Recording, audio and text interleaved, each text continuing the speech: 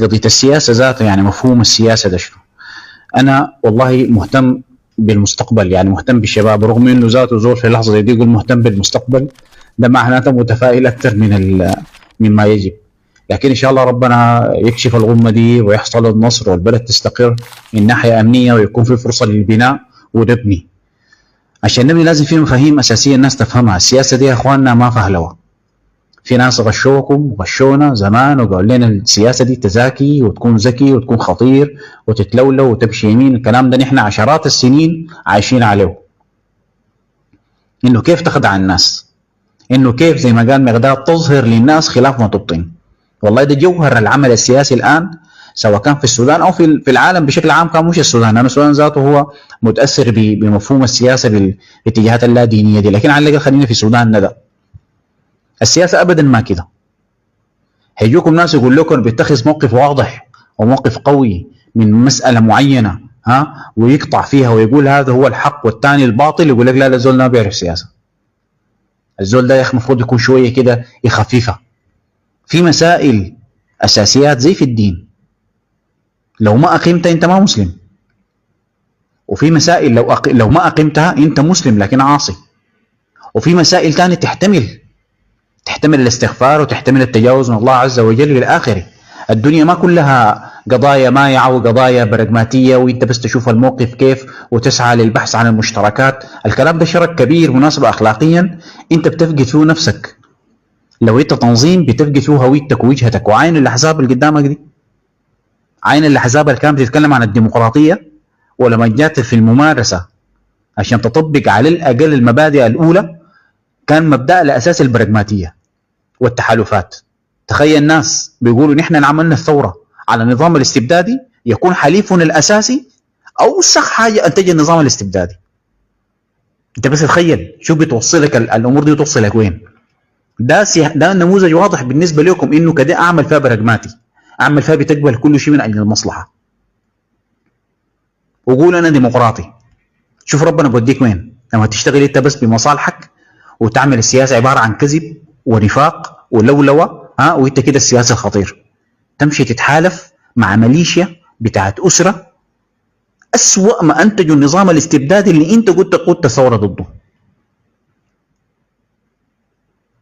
السياسة في إطار المفهوم الديني هو إصلاح حياة العامة دي، حياة الناس، لكن بالقيم ما باللعب والفلهو.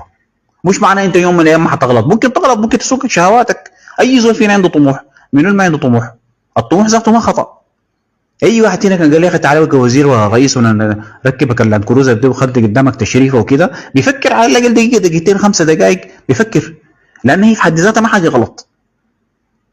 لكن الشيطان ده ممكن يزلك عشان تصل للنقطه دي، ما تمشيها بالدغري، ما تمشيها بالحق، تمشيها باللعب.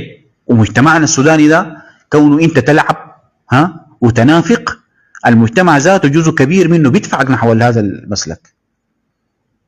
فأنا غاية نصيحتي للشباب مارس السياسة دي بالمبدأ ما بالعاطفة. مش أهلي والله دي اللي بقاتلوا أهلي أبقى ما أهلي. يا أخي ناس كبار نحن بنعرفهم يا أخي، مثقفين والله مثقفين وأخلاقهم كويسة، لكن سقطوا في الاختبار ده. وإسلاميين سقطوا في الاختبار ده. تلاقي واحد خد صوت الترابي وخد صوت لا إله إلا الله وشنو ما عارفه، لكن خش على القصة بقى ليه؟ عشان ديل أهله يعني. سبحان الله. انت بس ادي ربك العجب عشان تعرف انه انت لو ما متمسك بمبادئك ممكن تنزلق لاي منزلق. الكلمة الأخيرة داير أقولها، السياسة ما كذب ولا نفاق ولا فهلوة ولا البحث عن أطر مشتركة مع الجميع. السياسة دي قول الحق ومعرفة إنزال الحق ده في الواقع لإصلاح حياة الناس. وبفتكر اللي ما بيقدر على الحكاية دي ما يخش في حساب مع ربنا. ما بتقدر انت زول بتضغطك الدنيا، خلاص خلي الموضوع ده خليه. الحياة ما كلها سياسة، ما هتخش الجنة الا تبقى سياسي يعني. شوف حياتك، شوف اولادك، شوف عرس وتزوج، اشتغل كويس، اصلح، شيل الزبالة دي من الشارع. اي عمل صالح بتنجو به. لكن تقول لنا دار تصدر العمل السياسي وبتاعه هنا وتجيك القضايا الاختبارات دي، ربنا يقول لك انت قلت دار اخش انا في العمل العام ودار اصلح حياة الناس، طلعت كذاب ومنافق تعاقب. نحن غايته الناس ماخذيننا دنيا، نحن والله رابطيننا بالاخره ورابطيننا بالحساب. بنشوف ربنا يوم القيامه بحاسبك بيقول لك شنو.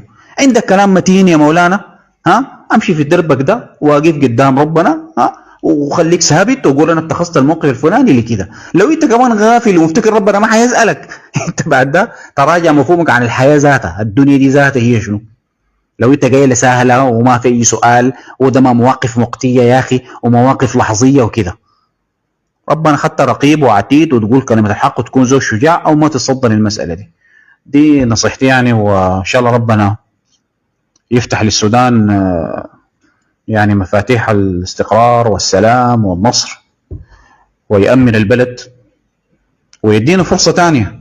يدينا فرصة، انه ادانا فرص كثيرة، لكن تاني يدينا فرصة بتاعت عمل، انه الشباب دول يتعاضدوا مع بعض ويضعوا رؤية ويضعوا قيم ويضعوا مبادئ ويضعوا سياسات وخطط